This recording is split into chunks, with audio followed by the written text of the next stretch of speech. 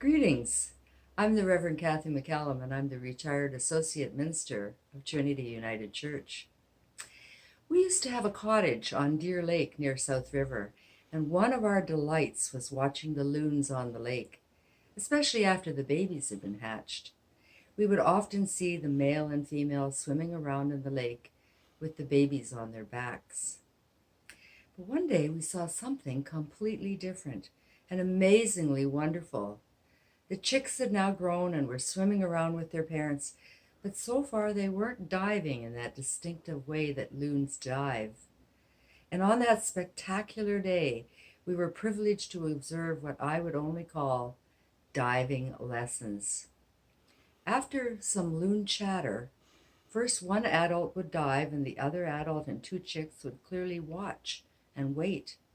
Suddenly, a head would appear in the water in the midst of the little family, and the other adult would start making loud loon noises. The process was repeated with the second adult then diving. Then the reappearance of the head and the sounds of the loon cheering would begin. It wasn't too long before the chicks began to chime in with their version of clapping and cheering, but no babies would dive that day. The next few days we waited and watched with bated breath as the diving lessons continued, and on the third day, one of the chicks decided to take a chance. Its reappearance was welcomed with resonant loon cheering. On the following day, the second chick tried as well, and for a few days we watched the little family frolic and dive and cheer each other on. It was like a big loon party. We are cheered on by our loving parent, too.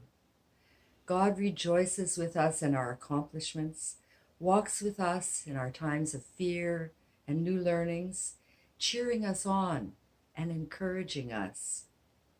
We feel God's presence in those who walk with us in challenging times, who hold us in our grief and loneliness, and give us courage for the journey, who celebrate and cheer with us in those celebratory moments.